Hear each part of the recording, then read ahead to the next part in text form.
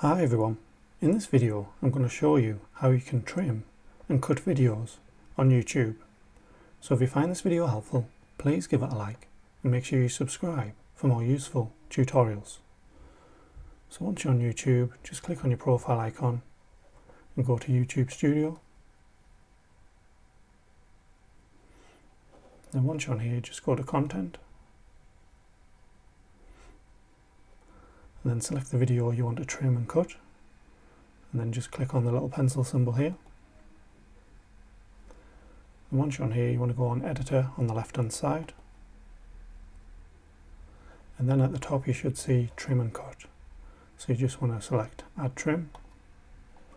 So on here it'll just allow you to shorten the video at the start and the end to whatever suits you if you need to do that. And then you can also put the cursor on a certain point that you may want to cut the video.